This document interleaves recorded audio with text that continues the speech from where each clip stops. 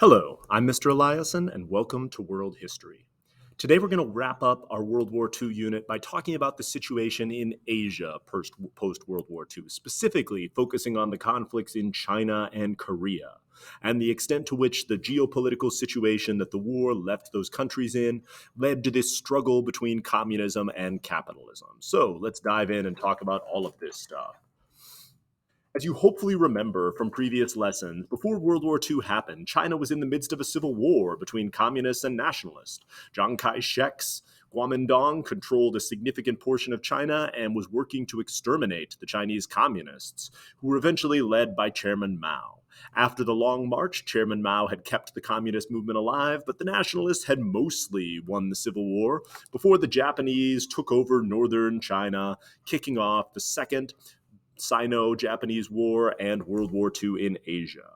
As you hopefully also remember, in the waning phases of the war, the Japanese launched Operation Ichigo, which devastated the Chinese nationalists across the sort of Chinese populated heartland of northern and eastern China, and significantly weakened the power of the Chinese nationalists.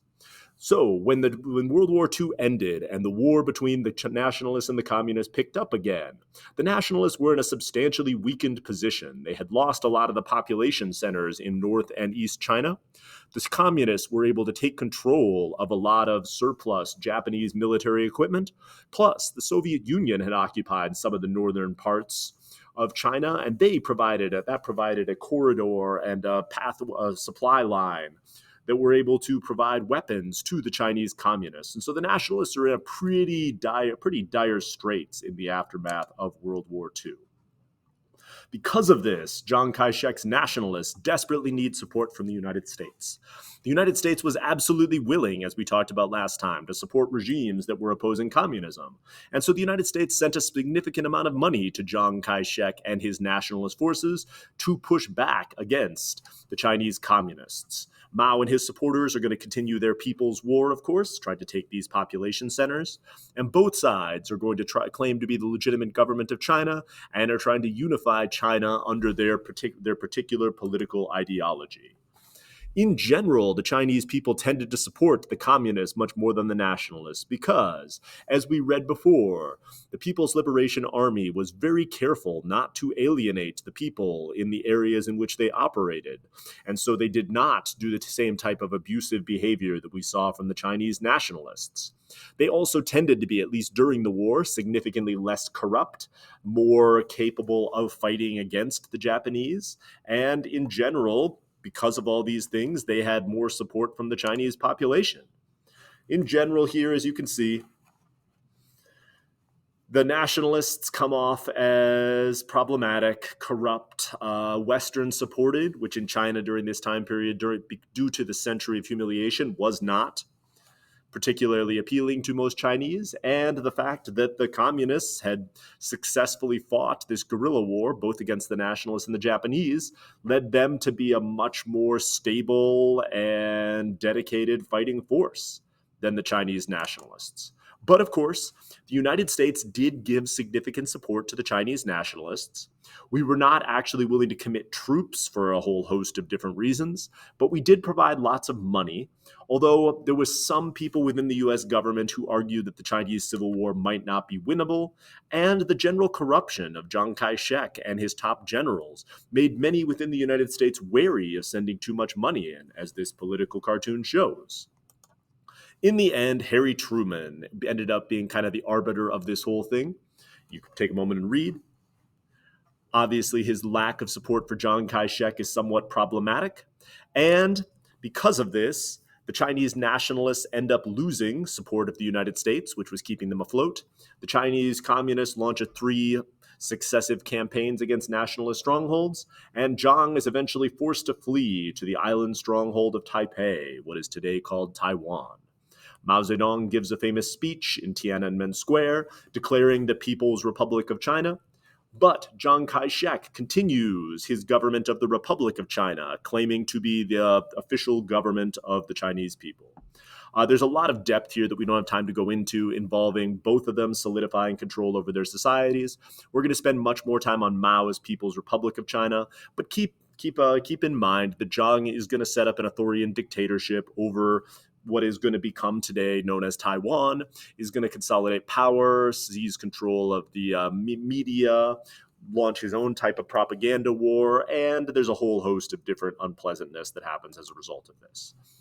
Here's Mao declaring the dictatorship of the people's democracy and his leaning to one side policy. So take a moment, pause, and read. Obviously, the fact that the Chinese communists have taken control over China means that they will be somewhat sympathetic to the Soviet Union, but Mao is always one to chart his own path as well. And so, despite the fact that China becomes communist, the alliance between the Soviets and the Chinese communists, the CCP, is going to be a little bit strained even at the beginning. And, when Mao goes to the Soviet Union to meet with Stalin, Stalin is going to treat him as not an equal, which is going to outrage Mao. And so we'll spend some more time on this as we spend more time talking about communist China.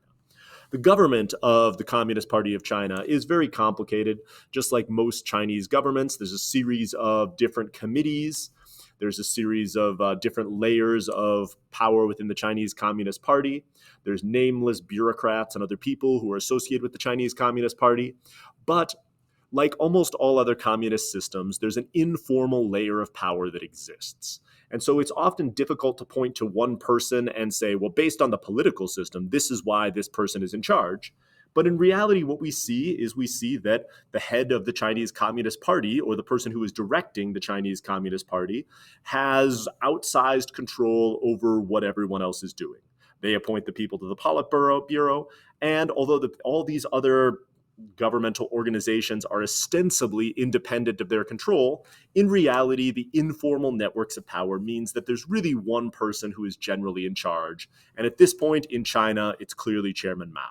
He's not the president of China or anything else, but he's clearly the person who is directing policy and who's able to exert his influence over the direction that China is going to go.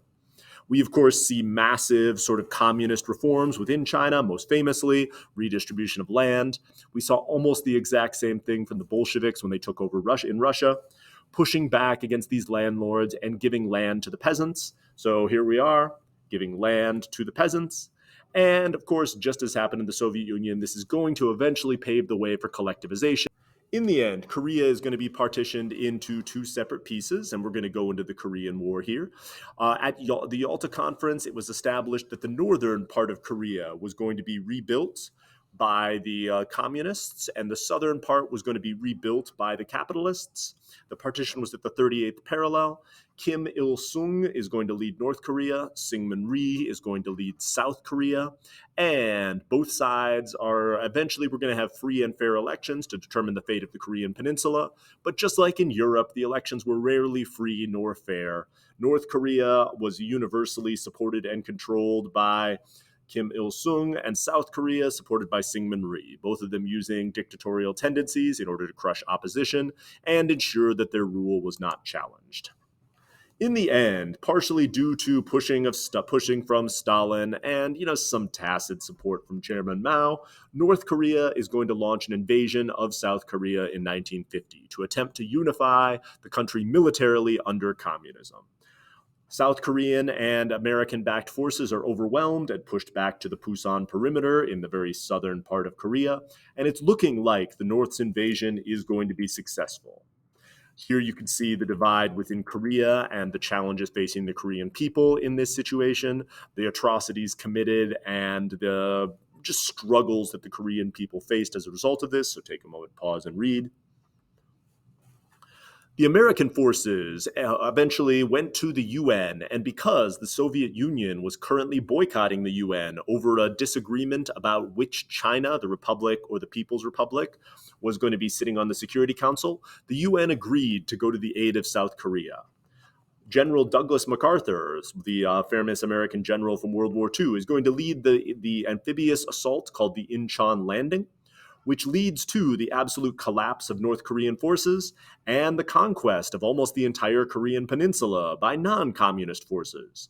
And so now you have a Korea that was first conquered by the communists and now is conquered by the capitalists. North Korea the Korean peninsula is again almost completely unified, The only challenge here is Douglas MacArthur starts making some aggressive moves, some aggressive comments about how we should march all the way to Beijing and restore Chiang Kai-shek to power, things like that. And so what we end up seeing is China unofficially entering the Korean War.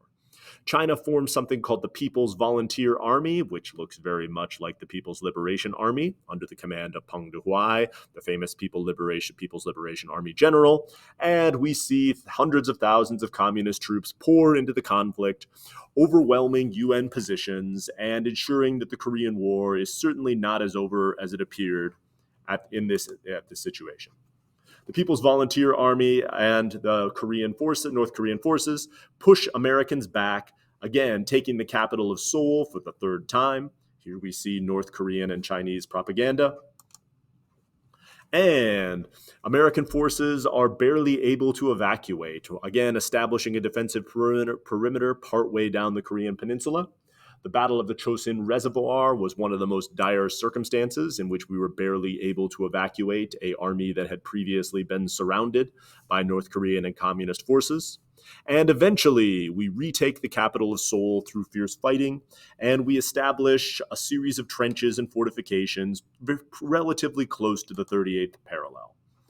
This trench warfare is going to become very similar to what we saw in World War I, with neither side able to break through due to a combination of increasingly powerful weapons and powerful defensive tactics. And so what we get is a stalemate with both sides unable to break through the defensive fortifications of the other.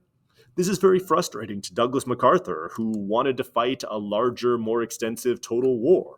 We launch an extensive strategic bombing campaign across North Korea, devastating North Korean cities and their ability to continue to produce stuff. But because of the support from the Chinese People's Volunteer Army, supplies and troops keep pouring into Korea, and MacArthur is frustrated in his ability to stop all of this. And so there's a massive debate between the President of the United States, Harry Truman, and the general in charge of UN troops, Douglas MacArthur, about whether or not to expand the war into China, whether or not to use nuclear weapons in the Korean conflict. MacArthur pushes for the use of nuclear weapons. Take a moment and pause and read. And he also pushes for the overthrow of communist China.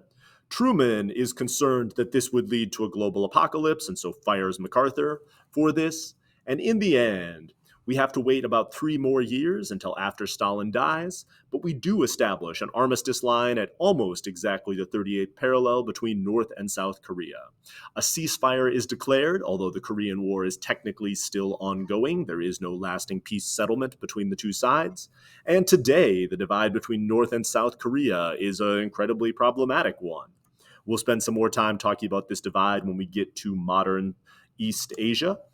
But for now, we'll just leave the Korean peninsula divided, with South Korea under the control of an authoritarian capitalist regime and North Korea under the control of an authoritarian communist one.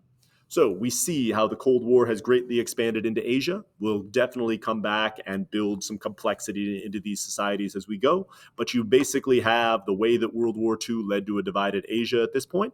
And so we'll leave you here for now. And when we come back, we'll dive into the Cold War in earnest. So thank you for listening.